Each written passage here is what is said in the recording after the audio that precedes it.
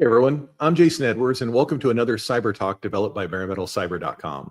Today we're joined by Daniel Hammond, a respected voice in the field of cybersecurity and resilience planning. Daniel brings a wealth of experience helping organizations prepare for the unexpected through realistic and impactful cyber exercises. His presentation, Cyber Exercises Beyond the Basics, challenges the notion that exercises are just check-the-box drills. Instead, he's going to show us how they can become strategic tools to strengthen coordination, reveal blind spots, and build confidence across teams. Daniel's work focuses on taking these simulations far beyond the let's practice this thing and transforming them into a core part of an organization's learning culture. He's passionate about tailoring every engagement to maximize its value for the audience, making sure each exercise delivers insight, not just activity.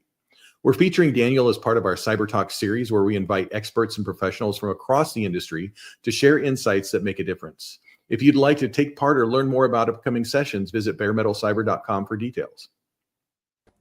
And welcome, Daniel. Hey, Jason, thanks for having me. Let's break some stuff, yeah? Yeah. Good to see you this afternoon, too. Likewise. So if you'd like, go ahead and take it away, Daniel. Tell us about yourself, what you do, and what you're going to talk to us about today.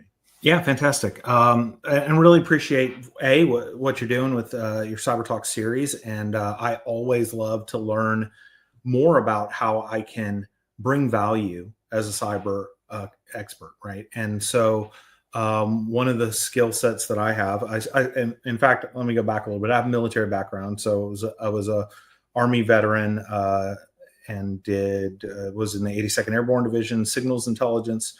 Then I went into the Army Reserves, switched over to human intelligence, became an instructor, ended up deploying, interrogating some of the most wanted in our theater.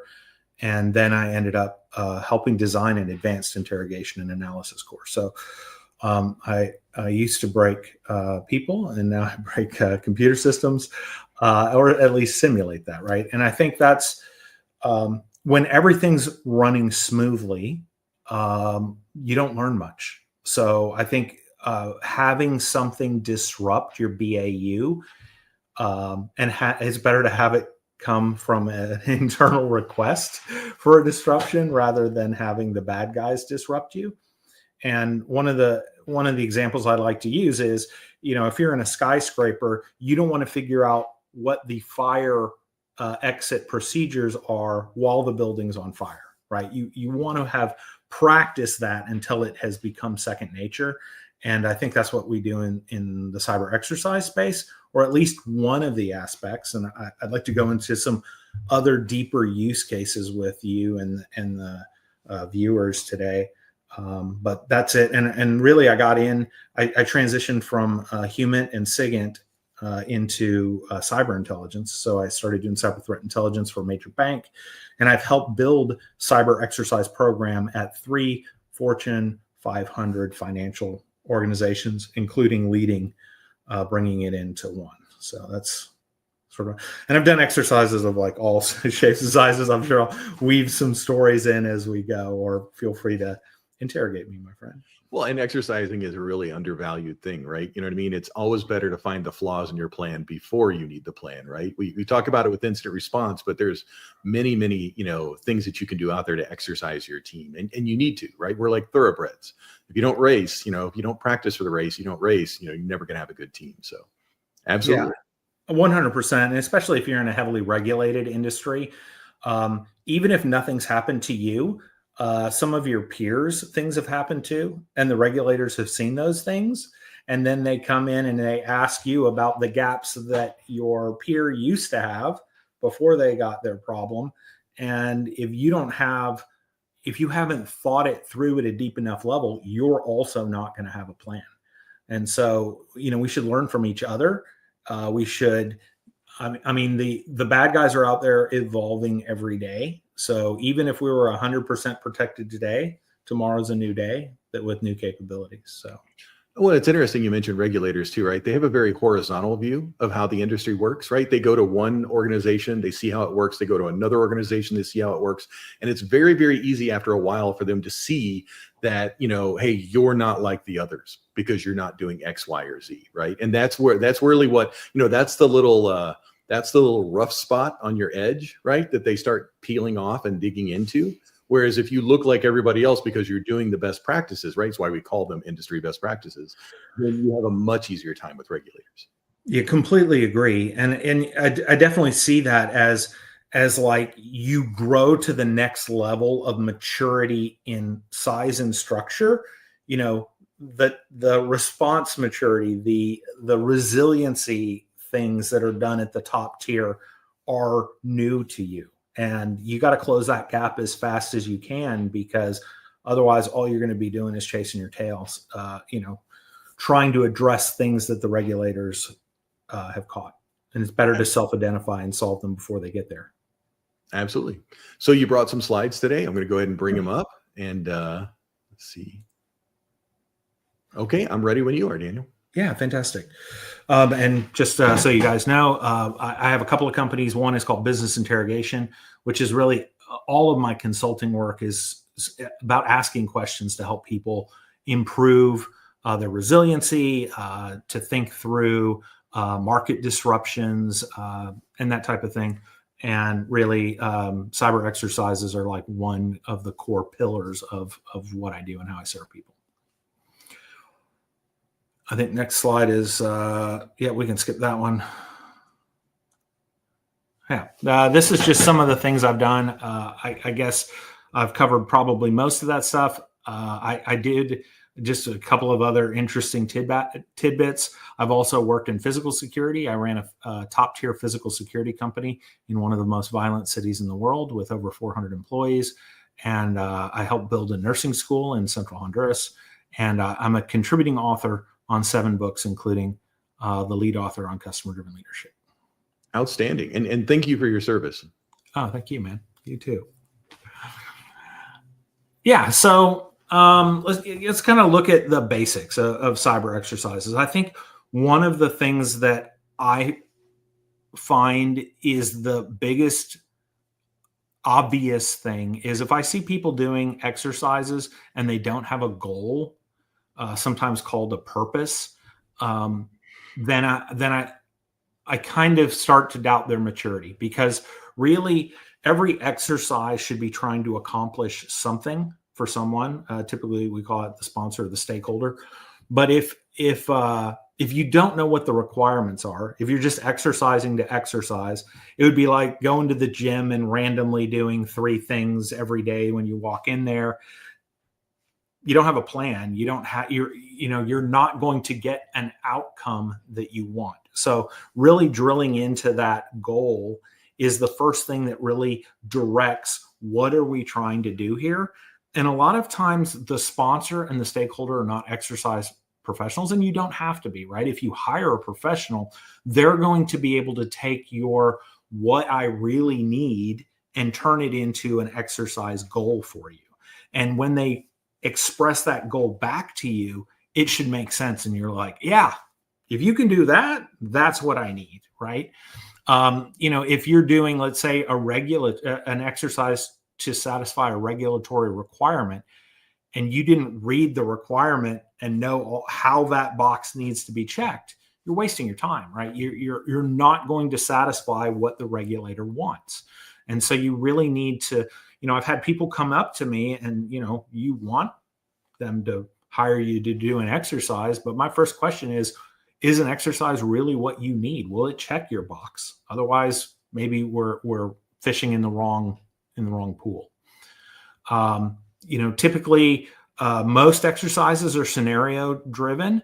I think there are a few use cases where I would say that's not, it's not always the case that they would be, but usually that's the case. We'll go into some use cases later on where the scenario might be less important.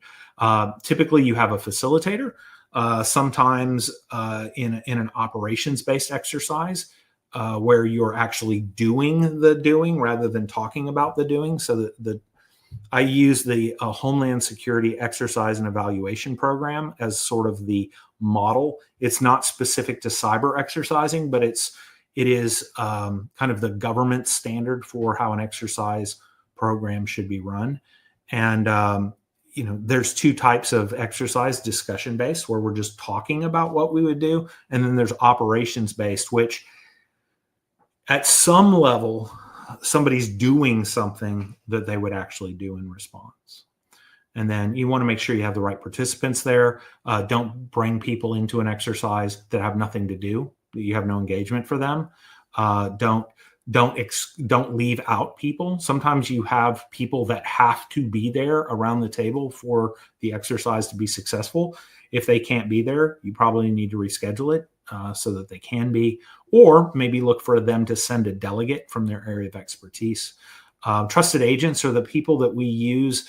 I'm not an expert in all things, so I work with, I talk to an executive and I'll say, give me the person that knows how all of this works and should work. And then I kind of pinky swear them to secrecy if it's required to keep the scenario secret, which again, it's not always required. But and then they help me understand how things should flow so that I can build the scenario and know kind of which way the dominoes will fall. And then, of course, you want to do the, you might have people who are just there to observe the exercise. That could be potentially an audit-like function, but that inviting audit into an exercise changes the exercise, because a lot of times one of their strongest selling points is this is a safe environment. When audit's there, it's a less safe environment.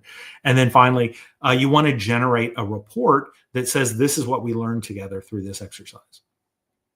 Perfect. Yeah, you want to go to that? Yeah. All right. Yeah, I'll just run through a few of these and go ahead. And so the purpose of a seminar is sort of educate participants about a cyber concept. And again, this is in the world of cyber threat exercises. So if you want to jump to the next one.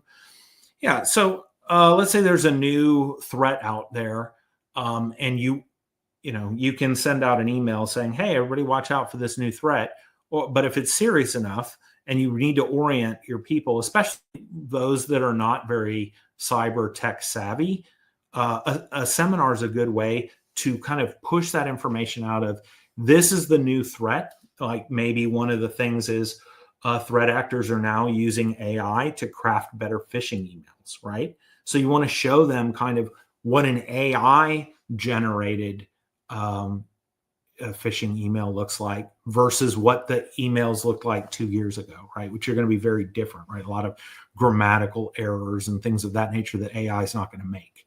So it just helps orient the people to, hey, this is a new threat. This is something you can do. A lot of times you can do this as kind of a lunch and learn, and just, educate people while they eat their lunch, and kind of, the human factor is always critical when it comes to potential gaps in cybersecurity. So the smarter your people are, and whether that's a seminar maybe every 2 months and maybe an exercise, a couple times a year, can really help make your people more aware of how the bad guys come after them. Absolutely. I think executive education is super important. Sometimes the technical people within the company know that we have this big, horrible gap. But if nobody else knows that, then, being able to communicate that to executives is super important. And you can talk tech to them all day long, but their eyes will glaze over.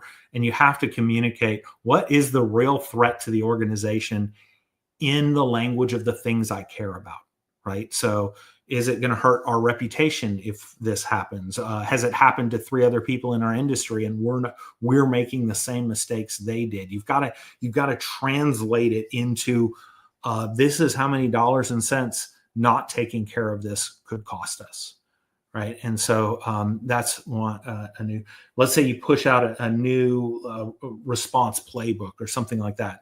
A seminar is a good way to say, hey, this is how we used to do it.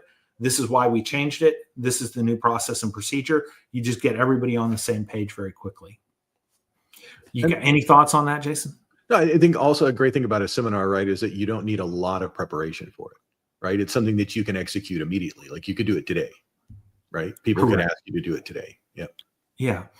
I mean, really what you need to know is you need to understand the threat and just take a little bit of time to think how you can communicate that again, in the language that they need to hear it in. And then really it's not very interactive in a seminar. It's mostly sort of a presentation, right? And then, but you can certainly have time for questions either as you go. I like to kind of do a block and ask if there are any questions. And then for sure by the end say, does anybody have any questions or comments or things that are relevant to this topic that could help us, improve our cybersecurity? And then you'll get some good feedback typically. Absolutely. Yeah, you can go ahead to the next one. Workshops. I think workshops are the most underutilized of the kind of cyber exercise offerings. The thing about a workshop is, you're trying to create or work through a cyber product or concept. So it's more, even though it's still discussion based, you're trying to generate an output that moves cybersecurity forward in the organization. You want to go to the next one? We'll look at some specific examples. So let's say all of a sudden you want to bring AI into your company, right? Before you just load up Copilot and let it run, which is a strategy. I don't think it's a good strategy. It's a way. It's a way. It's a way. But like I'm sure Jason knows, there's a lot of things to think through before you let AI loose in your network, right? You've got to provision it. You've got to make sure it only has access to the things it should have access to. You need to make sure that I can't access the AI to get information that I shouldn't have with my level of access, right? There's a lot of things that you've got to think through. You don't want the AI cross-sharing your information inside and outside the network, right? So you've got to know what kind of walls are we going to build around the AI? And, how does that restriction benefit or hinder us, right? So there's a lot to think through in that. And so one thing that you can do is bring all of the key stakeholders together and go, okay, who's got concerns about us bringing in Copilot? What's going to work? What are you going to be worried about? And have that discussion around the table of how is this going to change how we do our cyber or protecting the organization from a cybersecurity perspective. I've done some of those with cloud, organization thinking about moving stuff into a cloud in a new way. And I'm like, we walk through, here are all the tools that protect our on-premises, information. How is this going to work in the cloud? And in that particular case, I brought in the lead Azure architect, and he helped us answer the questions. So literally we had 7 executives around the table, and I facilitated sort of an interrogation of the Azure architect. And nobody knew better than he did how their tools work. So it quickly closed that knowledge gap of how do we continue to protect the organization? Which of our tools are still going to work? Which of our tools are we going to have to rely on this partner for? And so those are the types of things you can get out of a good workshop. Pivoting to new technology is good. How do we create a new response plan for X scenario is a great time to do a workshop. Orienting people to the new plan before we tabletop, which is the next exercise type. How can we go in and do a workshop and just talk through, this is how the new plan works, right? Before you used to do this, now you do this, just so that you set those expectations and prepare for success at the next more, let's say, advanced. Well, and one thread through all this, right, is that you're validating your risk assessments. If your risk assessments are accurate, then the exercises at the end should be accurate as well, right? I mean, they should at least align to what you considered the risks were. If you find new risks, right, that's a good thing because you can go back and update the risk assessment process, right? It's continuous learning cycle between the two. 100%. And I like a workshop to kind of kickstart a process. For example, I was working on an industry level response. So we had a bunch of working groups all trying to solve pieces of this. It's sort of like building the International Space Station in the cyber universe for resiliency for the industry.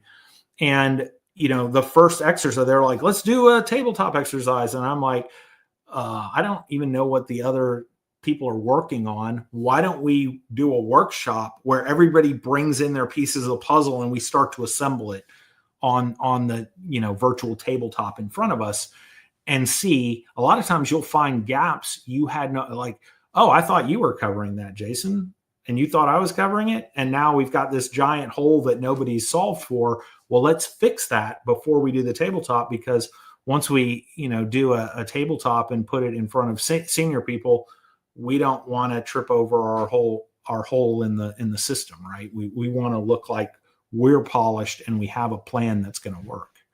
Yeah, some inadvertent silos, right? Correct. Yeah.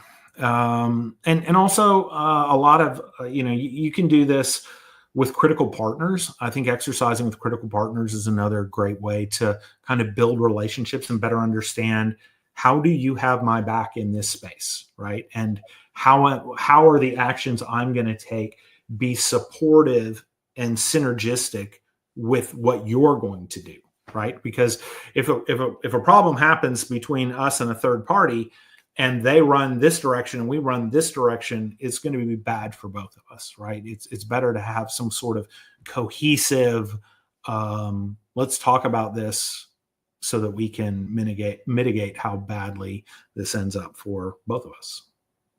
Absolutely. Cool. You go to the next one.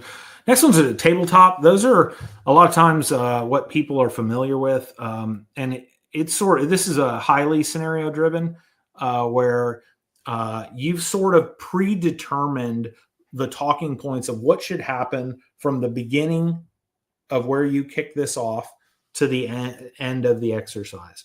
And the cool thing about an exercise is you get to decide, where does it start and where does it end, right? You can certainly have kind of have it kick off before anything crazy is happening. Maybe it starts off with some probing in the network or something like that, right? And then it goes all the way. And I mean, you can also take it all the way through bare metal rebuild, right? I mean, but typically, depending on the teams you're exercising, you're going to exercise the pieces that are important to the teams and the participants. And again, going back to that goal statement.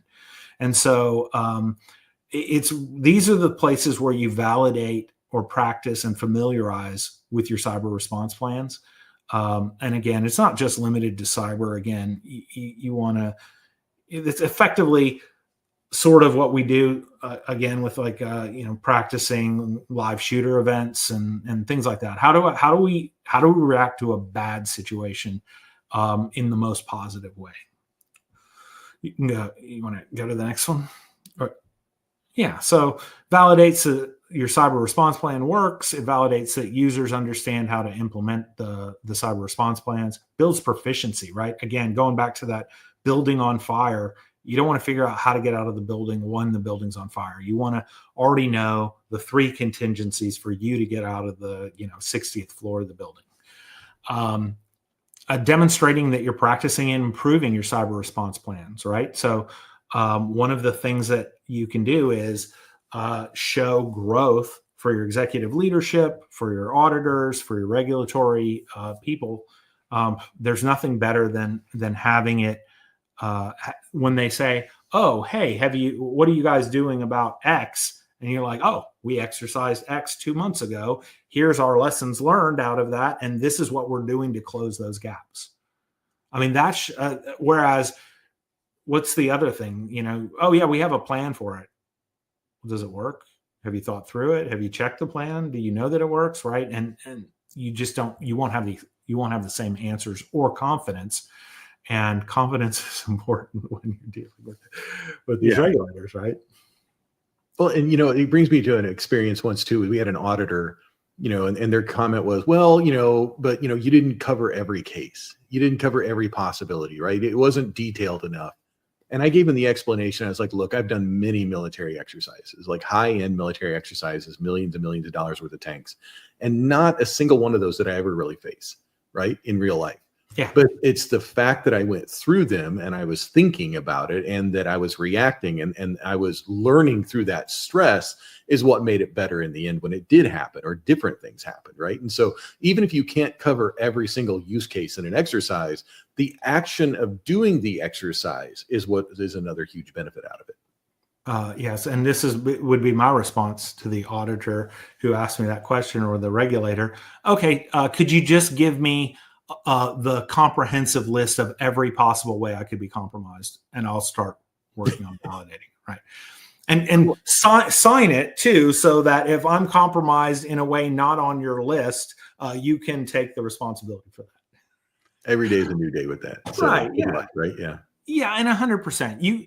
You can't practice for everything, right? And ultimately, even the most mature exercise programs that I know are not exercising 95% of an organization for 95% of the risks under the craziest of circumstances. It's just not feasible. What you want to do is you want to practice a little bit of this and a little bit of this and a little bit of this. And then what you're doing by trying something new each time, and then maybe revisiting when something went really bad, right? If you had an area that showed a lot of weakness, plug that hole and then re-exercise it and see how much more smoothly it goes.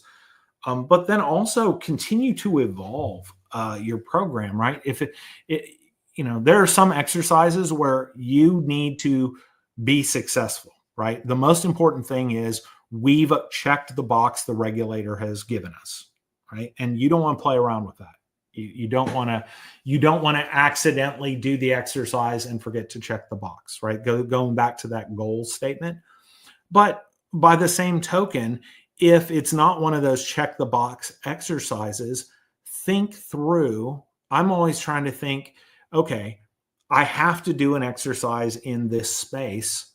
What could I throw in here that would be novel, that would be new, that would help test resiliency in another aspect or another way that we haven't been doing, right? You want to, and then once you succeed and you've done all the things at like the cyber response level, start bringing in other teams, the regulatory response people, the communications teams, if they're not already a part of that core response, depending on how like technical and tactical you are, start going to the strategic and the operational as well. Absolutely. Yeah. That's I think the next one is drills. Really, this gets us into the operational exercise space. And if you want to kind of jump over here, I look at drills as you're actually practicing some part of the response. So maybe it's making sure you can get the right executives on the bridge line that you need to troubleshoot a, say, regulatory issue in 15 minutes or whatever your standard response time should be. That could be a drill, right? Another drill could be you work with a red team to compromise something on the network and see how long does it take the cyber response people to see it and respond to it. Obviously, you want to be very careful when you start putting live things on the network, and there's some creative ways to do that. I was in charge of kind of evolving a cyber range at one point in my cyber exercise background. And so, those are ways where you can, practice those things a little more freely, but also a drill could be a no notice exercise where we're not telling them they're being exercised. We're watching how they respond to a controlled compromise, right? Like we're in charge, we're running the bad guy. And so, we're not just unleashing malware across our networks, which would be very bad. It'd be probably the last thing you do at your place of employment. Yeah, but going back to what you said though, right? It's always good to honestly not let the SOC know that there's an exercise going on until it's done, right? Like you want them, you want them to treat it just like any other thing. If you tell them something's going on, I mean, you have two problems with that, right? One is that it's not as serious for them. There's not as much adrenaline in the room, right? Because they know something. The other problem is what if you do have an attack and they think it's part of the red team exercise, right? So it's better not to tell them at all, in my opinion. Just let it happen, right? You know what I mean? And then see what happens at the end. It's not like there's a payload waiting, from the red team attack. So. Right. Yeah, and again, you're probably going to start small in this kind of thing, but what it does is it just lets them be aware and let them know, hey, we exercise periodically. Mm-hmm. You'll treat every single thing that you see as if it's real until you're told otherwise. Even if you figure out beyond a shadow of a doubt that it's an exercise, you're going to do all the things you're supposed to do as if it were real. Right? Just set those expectations across the team. It keeps them kind of at a heightened level of alert without overwhelming them, hopefully. It keeps them curious, right? You can, I see something on the network. Well, it might be an exercise. Well, it might not be. Let me go through and, keeping an open mind for, is this a simulation or is this a real bad guy on our network? And commend people also as well, right? SOC burnout is a real thing. I mean, every time, SOC analysts see something, it could be the thing that ruins the company, right? That's a lot of stress on a person, working 8-10 hour shifts, right? So when they do catch this kind of stuff, make a big deal out of it, right? I mean, that's an amazing thing. I mean, great. Look what you did. This is awesome. Kudos, spot bonus, something, right? So 100%. Yeah. I love that. Love that. Yeah. And again, it could be practicing a media response, right? Having the communications team actually write your response. What would you tell the media? What's your press statement for this? So actually that's again, how you do an operational type exercises. There's some doing other ways I like to do this. And if you go ahead to I think next slide is sort of the other use cases of things that I think are fairly interesting. Yeah, so these are some other use cases. One is, the functional exercises, again, are like tabletops, more like tabletops than drills. So you're actually practicing a response, but there's also some doing in it. And one of the things that I like to do is, you can see the next thing on the list is a full-scale exercise, right? That's like, let's pretend across the entire organization this bad thing is happening, right? Let's bring in all the leaders, bring in everybody.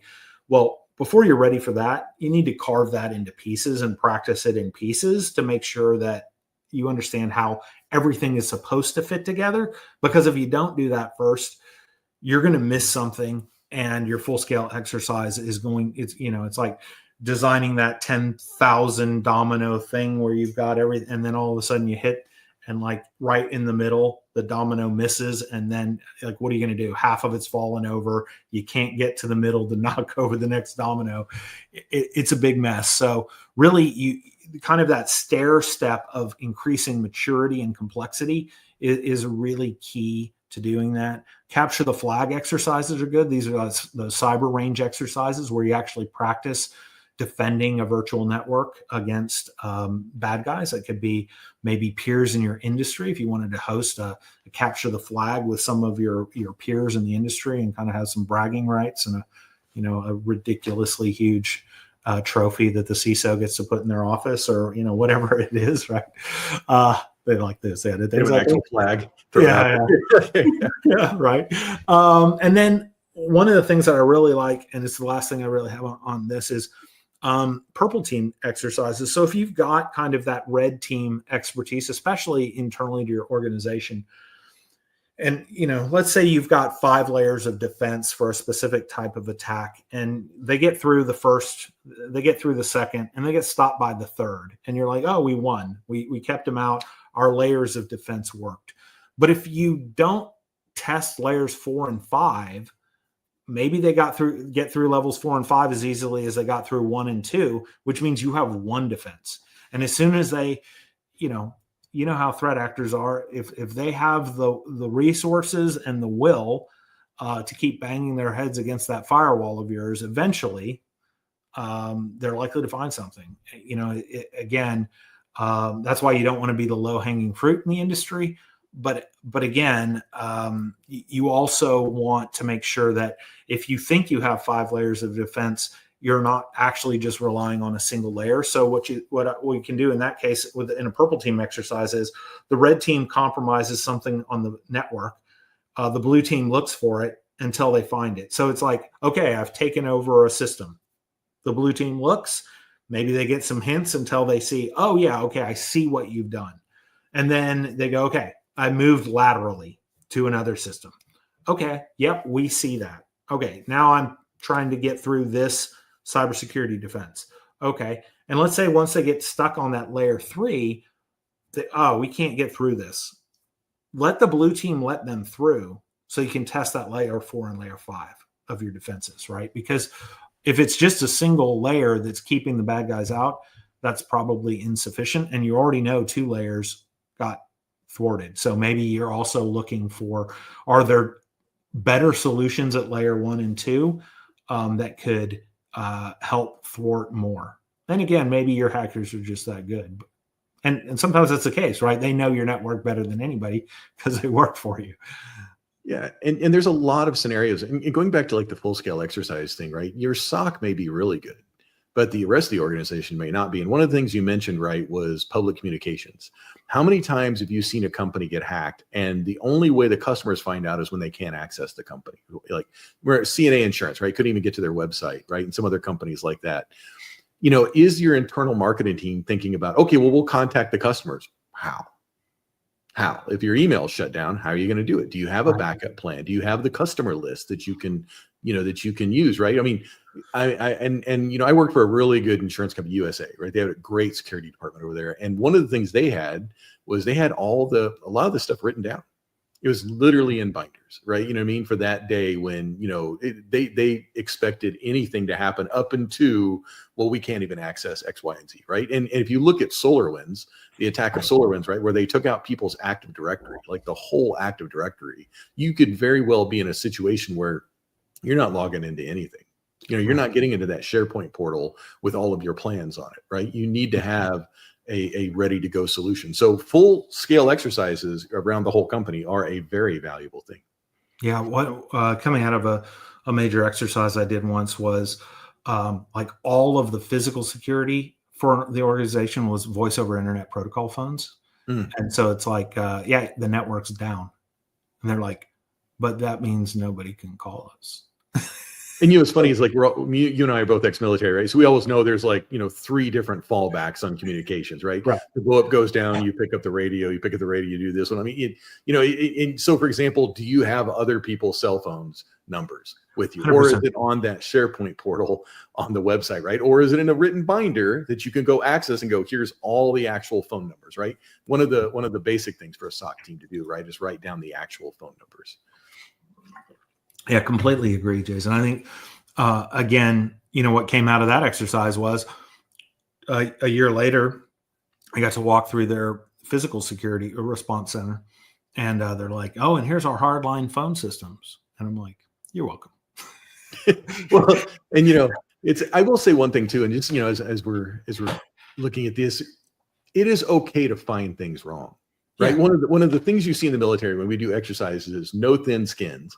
Everybody's going to make mistakes, right? Everybody's going to make mistakes. There'll never be a perfect, if you have a perfect exercise, it's like getting a perfect audit. You worry more about the perfect audit than you do about, about the one with the actual flaws, right? And if I ever had a perfect exercise, I would be terrified that was not done correctly or that we missed stuff, right? So I would say leaders out there, you want to find things wrong. You want to be able to take that and push it back into the process. Like, hey, we found this, Daniel came in, we did the exercise, we found this wrong. We need to look at our risk assessment process because we didn't ask these questions during the risk assessment process, right? When we went out and did our annual review of these controls around the system, we didn't ask them about how you're going to contact the customer if the network is down, right? And so not only are you getting an exercise out of just the SOC, right? There's many other advantages that you get out of this, many other, collateral benefits that you get because of this. Yeah, completely agree. And honestly, from my perspective is if an exercise goes perfectly, and again, I go back to the goal, right? If you're checking a box for a regulator, great. Take the layup if that's what you need, but don't let that be your only exercise, right? Also do things that will challenge you. Every time you do a new response plan, exercise it. I mean, that's just a no-brainer. I mean, if you've never practiced it, do you really want to find the holes in your plan when you're under the gun, the bad guys got your network locked down? That's just not the day to be learning lessons. You're going to have plenty to learn already. And that's a lesson you need to practice too. What happens when you hit the tipping point and your company can't recover? Do you actually practice that scenario with executives, right? 100%. I love, again, one of my favorites is if you go into a company and if they are not really thinking through things, you'll find an attitude is, oh, we'd never pay a ransom. And I'm like, if your choice was to pay $1 or the organization folds tomorrow and everybody's out of work and your customers have no supplier, whatever you do for a living, you wouldn't pay that dollar. And well, of course, if you ever had a CISO tell you they wouldn't pay a ransom ever, I think it's time to find a new CISO. You have to be pragmatic enough to know that sometimes the best option is unpalatable. And if that is the option we have to take for the good of the organization, again, I think that leadership team that has that attitude of we would never pay a ransom and they go down in flames for that is going to get sued by their shareholders, right? I mean, they didn't do the thing that was right for the organization. Well, and look at like when companies fail, look at like Enron or something of that nature, and again, it's very rare that companies completely fail because of cyber. It's not a common thing, right? They're hurt a lot of times, like really, really bad, but there's not really as many businesses collapse completely. There was a university, I think in the Midwest, that went completely under because they just couldn't pay the ransom. They didn't have the insurance, right? So they were just completely out of business and they folded.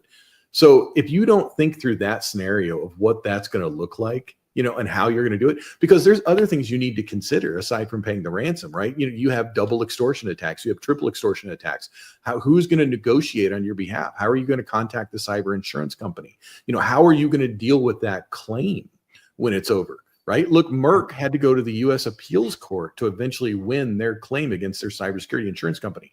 Are you doing all the things that you said you would do in that insurance agreement so that when the time comes, you are covered for these kind of things, 100%. right? You're not drunk driving, so your insurance is going to cover you, right? So. Yeah, 100% right. And I think one of the other things is, in smaller companies, let's, I think the bigs, once if you can't rebuild your business from scratch, you're at a point of, you got to be thinking through how do we prevent failure, right? If you could just close up shop and open a new shop tomorrow and not, that may be not the same situation. But one of the things I find, let's say you're more of a mid-sized company and you've got let's say you hire somebody to do your response, your cyber response. Are you exercising with them? Are you practicing that? Hey, I've got this situation. Let me practice engaging that team. And if you're one of those response companies, one of the things you should have is you should be offering exercises for them, especially if they're not using your services regularly, to get that annual practice together and reinforce the value you're providing that customer, right? Because if they don't, that's when they stop paying you, right? When they're like, why do we keep paying this company year after year and they don't do anything for us? So kind of going back to my book on customer driven leadership, right? Be proactive and say, hey, we noticed you didn't use any of your cyber response hours this year. We're going to do an exercise with you and let's practice together so that if something should happen, how to engage us and everything goes smoothly. Yeah, and the last thing I'll add, right, is that every time you do these things, whether it's a tabletop, a call, just a call, right, when you do it on a call, or even if you go all the way up and do a full scale exercise, the other thing that you get out of this as a cybersecurity leader is more interaction with the board and executive leadership, right? And it's good interaction, right? So, okay, you did a great big exercise. Well, now it's time to brief the board on the great big exercise. Not only are you showing, you're adding your value to the discussion, right? You're also educating the board, and you're educating other executives who may not. And look, let's be fair about this, right? Unless your business is cybersecurity, your executives don't think about it on a daily basis. Why?